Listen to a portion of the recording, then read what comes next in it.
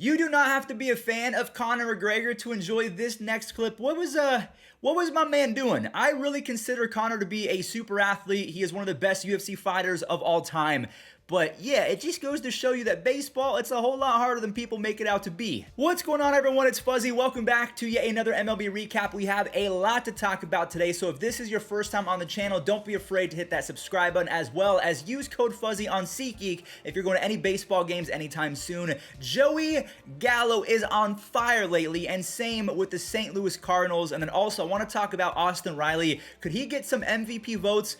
I don't know, he could be a dark horse candidate. But in my opinion, the front runner right now for the NL MVP is Bryce Harper, and I think it's going to stay that way unless Fernando Tatis Jr. catches fire in the final few weeks of the season. Let's talk about the Phillies versus the Orioles. JT Realmuto, he leaps for a nice grab. And the Phillies, they actually go down by a run later on in the game, but Andrew McCutchen, he became Andrew McClutchin. Bryce Harper later on gets thrown out in the 8th inning, and I have a question for you guys. Is this bad base running? I know the infield was in, but there was one out, so maybe you risk it because there could have been an errant throw. But let me know whether or not Bryce Harper was in the wrong. Austin Hayes, he actually puts the Baltimore Orioles out in front in the 10th inning, but then the Orioles, they're so terrified of Bryce Harper, they walk him and instead pitch to JT Realmuto, and JT makes them pay for it. He walks it off on a double to right field. Harper was flying, so the Phillies, they win a game, but they're still 4.5 games back for the wild card. I think they're 4 games back for first place of the Braves in their own division. So with 11 games left, who do you think is going to come out in first place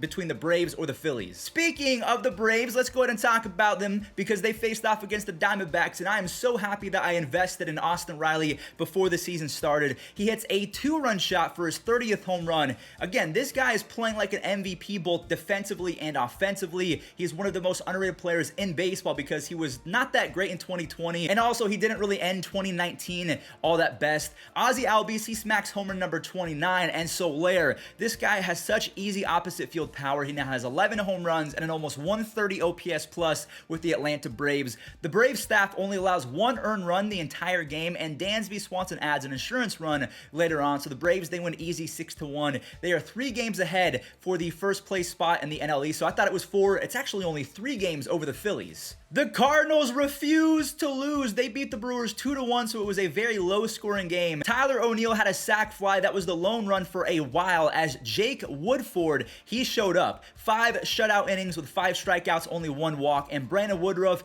he was on top of his game. So look at that. Both starting pitchers with the last name that starts with Wood. I don't know why that's so amusing to me. Woodruff goes 6 innings with 10 strikeouts, only 1 walk. Tommy Edman, he delivers in the clutch with the huge second run of the game as the Brewers, they end up scoring later on in the 8th. So yeah, they win 2-1 after they escape a bases loaded jam in the bottom of the 9th. Gallegos got past 2 walks and 1 hit in the final inning for his 11th save. The Cardinals, they're 1 game away from winning 11 in a row. They are in firm possession of second place in the wild card spot. And the Reds are a big-time victim of that because they lose again to the Pirates. Ben Gamble connects on a home run in the 4th inning, and Cabrian Hayes, he shoots a ball up the middle to tie it. Cole Tucker, he knocks in Hayes to take the first lead of the day for the Pittsburgh Pirates, and Mitch Keller only allowed 2 earned runs in just under 6 innings. The Pirates escape a bases-loaded jam after Nick Mears was nasty, so he was just like Gallegos of the Cardinals. He got out of the bases-loaded jam. Pittsburgh, they use the 8th inning as a dagger. They score 3 to put the game out of reach. So the Reds and the Padres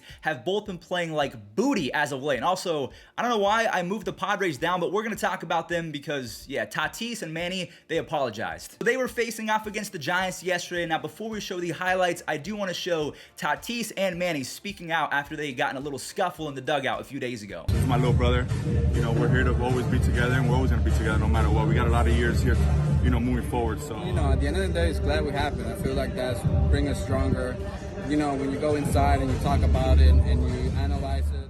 So Manny Machado calls Tatis his little brother. That was exactly how I worded it. It was just a big brother teaching a little brother that, hey, we're going for the playoffs. It's not time to get thrown out of ball games, so they're going to be back in business. Just unfortunately, it wasn't enough yesterday against the Giants. La Stella quickly puts them up 1-0, but then Machado gets that run back on a home run. Tatis, he singles home Grisham in the 2nd inning, and I just want to note, this was 5 days ago against Kevin Gausman. He had a closed stance, and then yesterday, Tatis actually had the open stance, kind of look like Profar just a little bit. Manny had his second home run of the game, and Tommy Pham blast off as well. But then Musgrove, he got by the Giants offense. They erupt to take the lead back, and Austin Nola for the Padres, he actually ties it, and then Will Myers saves the day, robs a home run. So I'm thinking the Padres are going to do it, but like I kind of hinted at, the Giants get a W after Lamont Wade Jr. drives in a run to give them a lead, and then a double play ends it. So the Padres, they fall 6-5 to San Francisco. And in terms of the wild card, the Cardinals are 4 games ahead for second place. The Reds are 4 games back. The Phillies are 4.5 games back. And the Padres,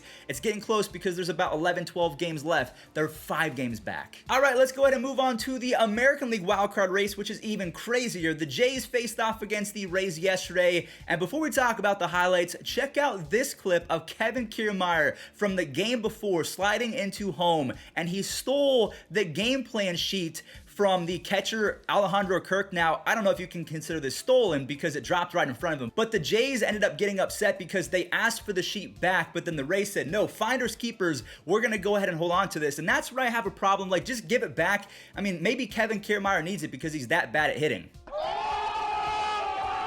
I'm sorry, that was an unneeded shot, but I fully expected one of the Rays players to get hit. I don't think it happened yesterday, and the Jays got the last laugh anyways because they win 4-2 after Valera. He ties it at 1-1 in the third inning, and Lourdes Gurriel Jr. stays hot in the month of September. He has back-to-back games with the home run, and Alek Manoah, yes, he allows a game-tying RBI to Joey Wendell, but Bichette, he gets it back on a sac fly. Alek ends up going 6 innings with 6 strikeouts. Teoscar, he drives in RBIs at number 107 and 108. And I just want to mention, because we're talking about RBIs, Lourdes Gurriel Jr. has 29 RBIs already in the month of September. It's only 3 weeks into the month. I mean, this dude could end up with 35, 40 RBIs by the time it's all said and done, which would be historic. Moving on over to the Yankees versus the Rangers. This game is going to be very, very easy to recap. You have Giancarlo Stanton hitting a ball that barely left the ground, 118-mile-per-hour laser beam home run. Rizzo adds another on an RBI single in the 5th inning. Monty was electric. He had 6 strikeouts in 6 innings, and our friend Joey Gallo hit his 38th home run. He now has 8 home runs over his last 14 starts. Judge goes 415 feet the other way. I think that he's going to finish 3rd in MVP. And then there's the return of Luis Severino, one of my favorite pitchers in all of baseball. His velocity was down, but he threw 2 shutout innings with 2 strikeouts, and they needed this W because the Jays won as well. But the Red Sox also took a W, so nothing really changed in the wild card standings in the AL. J.D. Davis, he uses his eye for a base hit to walk, and then Conforto brings home the 2nd run. But Pete Alonso gets thrown out at home, and that's where the Boston comeback kind of starts. Vasquez hitting an RBI 2-bagger in the 4th inning, and Kike Hernandez hits a home run in the 5th to tie it up. And Xander Bogaerts had a massive day, 4 RBIs after a 2-run nuke and a 2-run single. He has a 135 OPS plus. Since 2018, he has been so good. The Boston Red Sox get their 6th win in a row, and they are first place for the wild card in the AL. The Mets are now 7 games back with 11 games. I think it's pretty much impossible for them to make the playoffs. So Francisco Lindor is going to be joining Cleveland on the couch of not making the playoffs. And last but not least, for the AL wildcard race, the Mariners faced off against the A's, and Matt Olson connected for his 37th home run, a new career high for him. He is one of my favorite players in baseball, such a nice guy. The Mariners, they get a run in the 2nd off an error, and then Dylan Moore, he hits one to Mark Canha, and Mark Canha can't catch this one. So Dylan has a 2-run triple, and JP Crawford, he grabs an RBI for himself, and then he ends the 4th inning on a web gem. Speaking of web gems, look at Ty France showing off the leather to help out Marco Gonzalez, who goes 6 innings,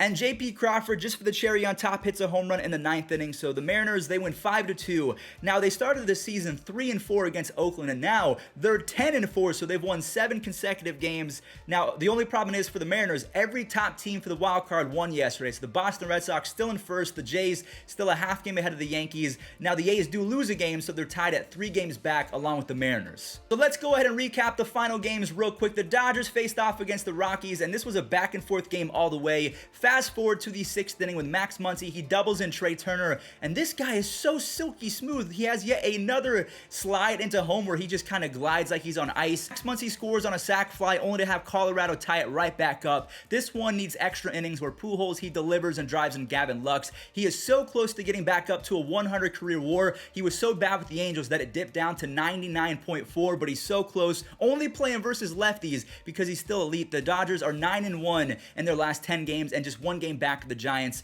The Nationals versus the Marlins. This was a fun game to watch because Josh Rogers, he strikes out Jazz Chisholm and he copies Jazz's Eurostep home run celebration after Jazz hit 2 of them yesterday. So it was 1-0 Miami after 5, and finally the Nationals end up scoring some runs. They score 4 after a few lucky breaks from the Miami Marlins' bad defense. Rogers, he gets Jazz Chisholm again on what I call the scoopy flippy play. Escobar has a 2-run double and Soto has an RBI. He is 22 years old and somehow has 128 walks to only 84 strikeouts. That is Barry Bonds level discipline. That is Ted Williams discipline. We are witnessing history, ladies and gentlemen. The Astros versus the Angels, a pretty easy game.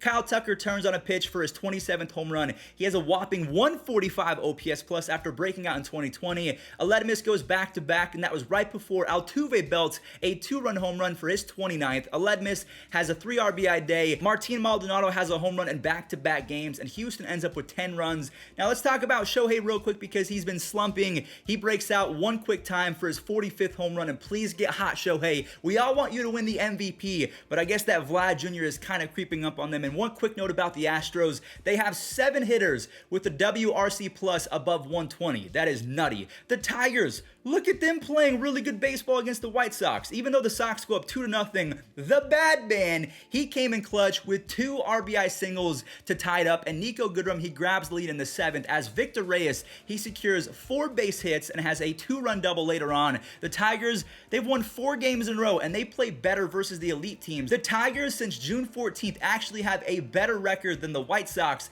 The Tigers are 48-39. Now let's talk about some other AL Central teams. Yu Chang is way too powerful. Benny Biceps, he cannot handle the superhuman strength of Yu Chang. And then Ernie Clements, the 2022 AL MVP favorite, he goes yard for his 3rd career bomb. And Cal Quantrill, he has been so good in the second half. Almost 7 innings, only allows 1 earned run, racks up 6 strikeouts, and he has a 1.76 ERA in the second half. And Emmanuel Clase, he had a wicked 9th inning. He was throwing 102 mile-per-hour cutters along with 93 mile-per-hour sliders. He's not fair. He has 2 strikeouts for his 24th save. Last but not least, the Twins versus the Cubs. Kepler ties it at 3 on a single in the 4th, and Nick Gordon, he goes yard as Josh Donaldson and Max Kepler, these guys make it 7-3. But then Patrick Wisdom, he's trying to add to his Rookie of the Year case. He drives in 2, but it wasn't enough as Miguel, he doubles in Donaldson, and then Mitch Garver drives in a run. This guy has been a monster over his last 178 games. He has a 135 OPS plus and I think 46 home runs.